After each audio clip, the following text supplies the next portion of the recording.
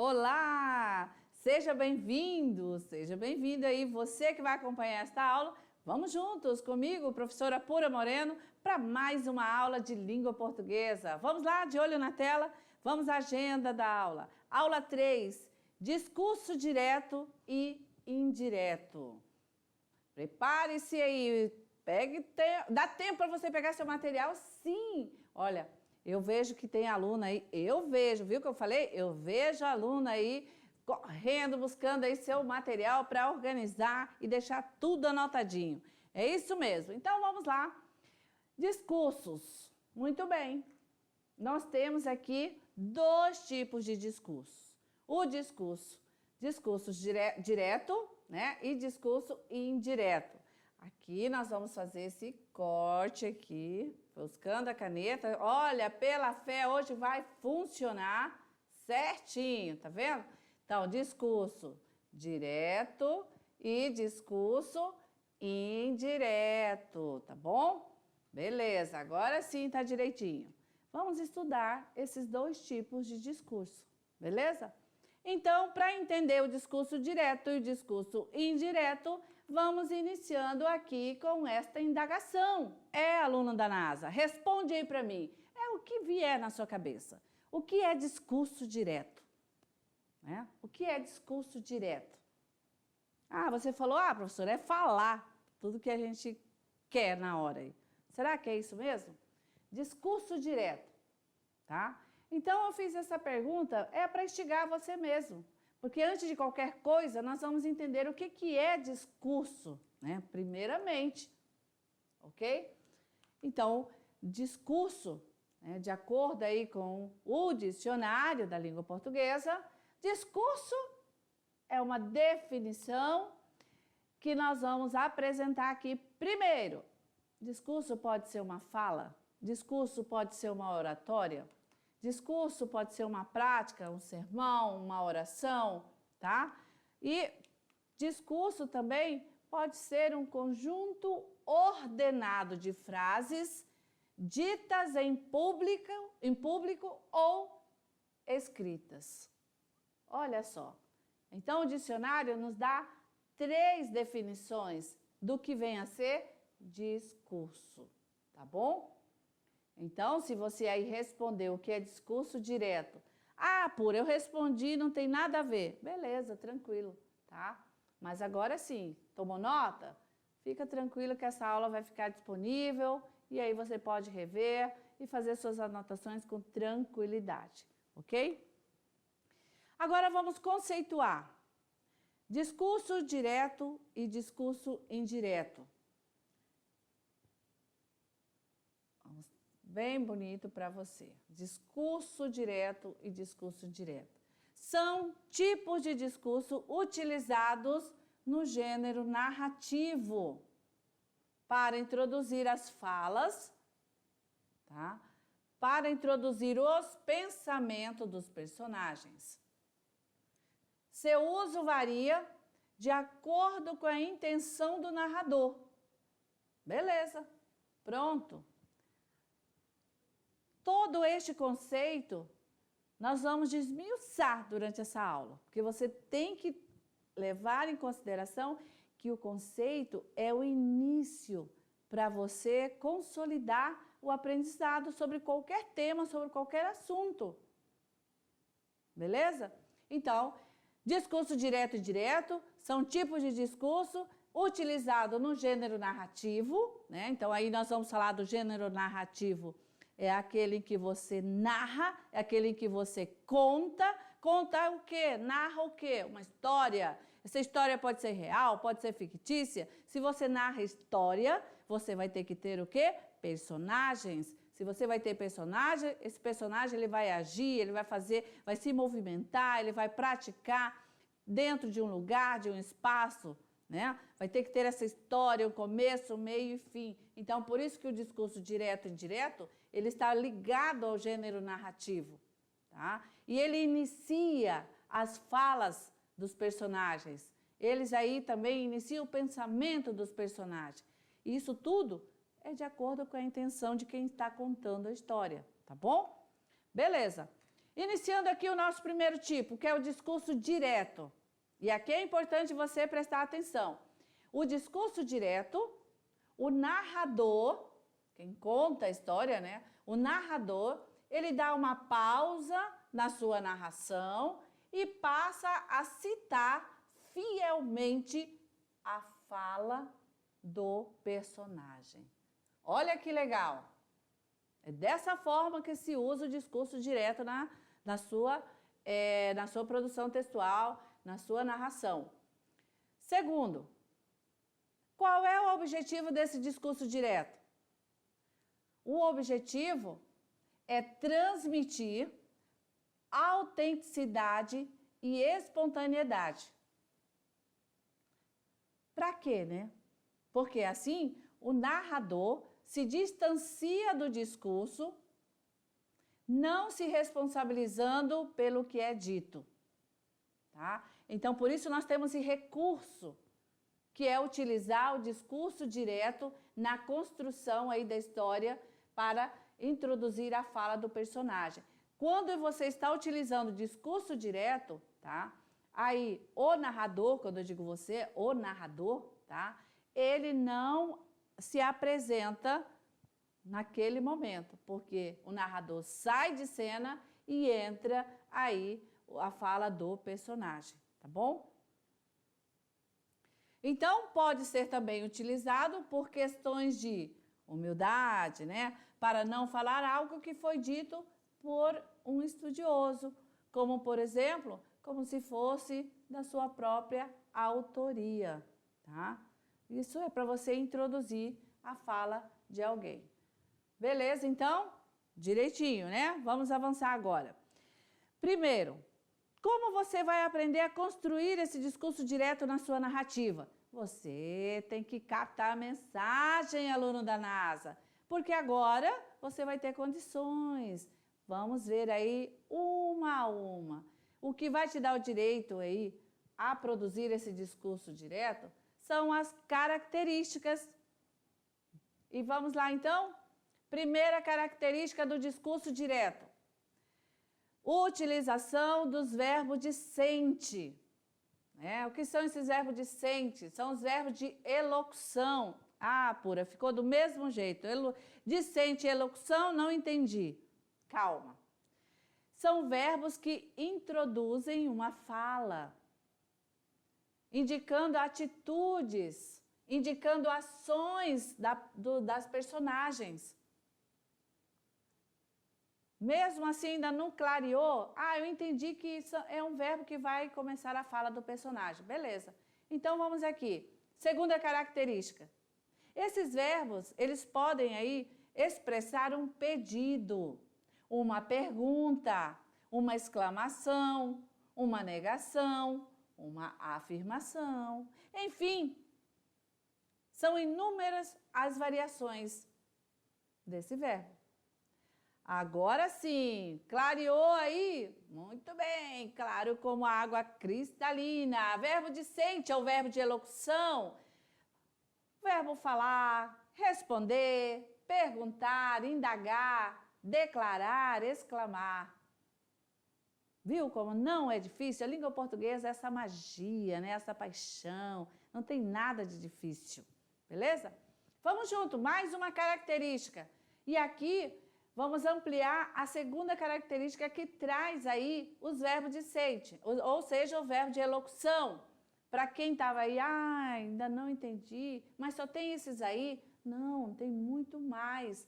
Aqui apenas alguns para você aí, se já vai começar a fazer aí a sua narrativa usando o discurso direto. Então, você já introduz aí na fala das personagens.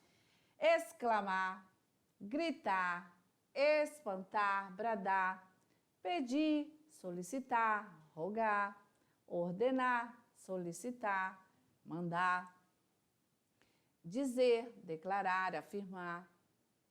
Verbo de elocução: contestar, negar, perguntar, questionar, indagar, interrogar, responder, replicar e retrucar. Olha, uma gama aí de verbos de elocução para você, tá bom?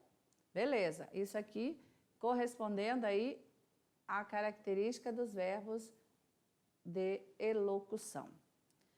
Ok, vamos aí contextualizar, né? Leia a tirinha. Qual foi a sua nota?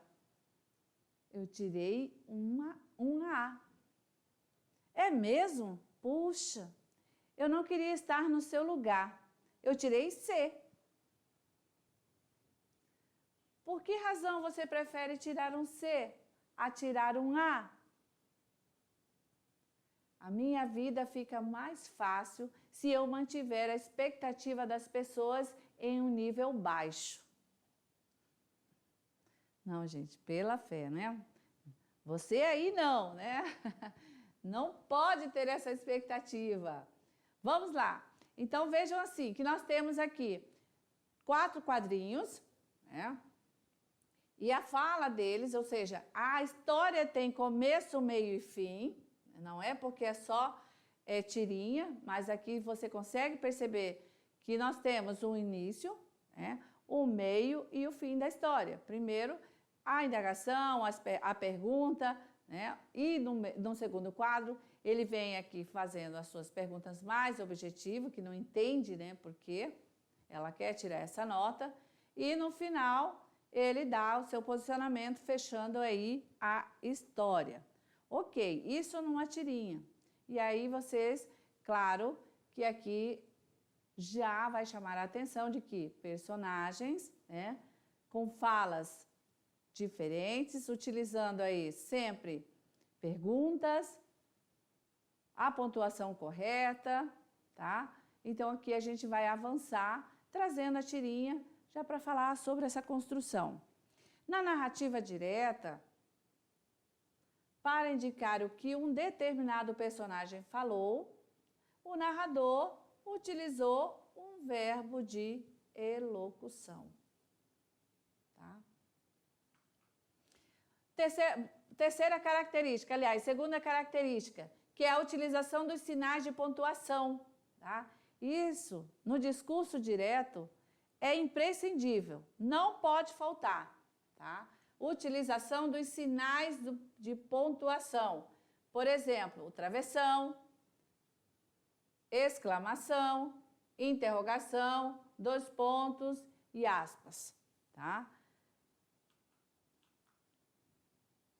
Exemplo do discurso direto com os sinais de pontuação. Depois de passarem a tarde inteira jogando futebol, os 2 irmãos, Luca e Pedro, sentaram-se na grama cansados. Então Pedro perguntou: "Você está com fome?" "Muita fome", Lucas respondeu, passando sua mão pela barriga. "O que você acha de irmos escondidos pegar um pedaço de bolo que a mamãe fez hoje?" Pedro disse, com um sorriso no rosto. Então eles se levantaram e correram para a cozinha, tanto cuidado para entrar lá sem fazer barulho. Legal, né? Uma narrativa bem parecida com o que você aí faz, né? Porque eu também já fiz assim. Beleza? Então aqui um discurso direto, né? Em que os personagens estão sendo apresentadas as suas falas, utilizando todos aí os sinais de pontuação, principalmente travessão, interrogação, né? Porque é um diálogo, e aí o diálogo marca a fala do personagem, a troca de um para o outro, pela marcação da pontuação. Aí, o travessão, tá bom? Beleza? Mais uma característica, a inserção do discurso no meio do texto, tá? Não necessariamente numa linha isolada. Exemplo, os formandos repetiam: "Prometo cumprir meus deveres e respeitar meus semelhantes com firmeza e honestidade." Tá? Então, olha só, os personagens, né, aqui, que são os formandos, olha, ele já colocou no meio da oração, né, 2 pontos. O que os formandos repetiam? Olha aqui a fala dos formandos. Abre aspas, né, porque a fala dos formandos, e não é de quem está narrando, não é de quem produziu isso. "Prometo cumprir meus deveres e respeitar meus semelhantes com firmeza e honestidade." Fecha aspas e ponto. Tá? Então, conforme a gente viu aqui, colocado esse discurso direto no meio do texto, não necessariamente numa linha isolada. Segundo exemplo, o réu afirmou, abre aspas, sou inocente, fecha aspas. Outro exemplo aqui no meio da frase. Terceiro exemplo, querendo ouvir sua voz, resolveu telefonar. Alô, quem fala? Bom dia, com quem quer falar? Respondeu com um tom de simpatia. Tá? Então percebam que aqui, querendo ouvir sua voz, resolveu telefonar, é o narrador. E aí ele logo já insere a fala do personagem, no meio aí do diálogo, né? E respondeu com um tom de simpatia, também é o narrador. Beleza? Então vamos lá, discurso direto e indireto. Agora vamos passar para trabalhar, para entender o discurso indireto. O discurso indireto, o narrador da história, ele interfere na fala dos personagens, preferindo suas palavras. Aqui não encontramos as próprias palavras das personagens, e aqui é importante ver isso aqui. No texto, no discurso indireto, não encontramos as próprias palavras da personagem. Característica do discurso direto. O discurso é narrado em terceira pessoa. Algumas vezes são utilizados os verbos de elocução. Às vezes. Quais são esses verbos? Falar, responder, perguntar, indagar, declarar, exclamar, entre outros. Às vezes são utilizados esses tipos de verbos. Então, contudo, não há utilização do travessão. Geralmente as orações elas são subordinadas e utilizam conjunção. A conjunção que, principalmente, tá? Então, no texto, no discurso indireto, vamos ter a presença do verbo mais a conjunção que. E por isso que não vamos ter aí a utilização do travessão. Olha lá, exemplos.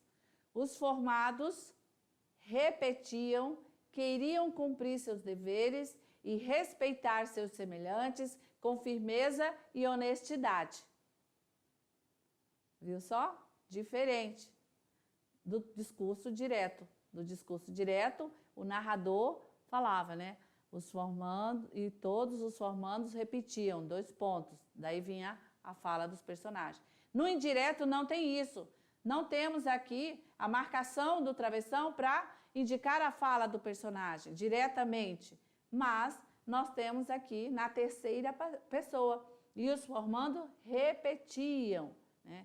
Quem repetiam? Eles repetiam. Aí que, olha aqui a conjunção, que iriam cumprir seus deveres e respeitar seus semelhantes com firmeza e honestidade.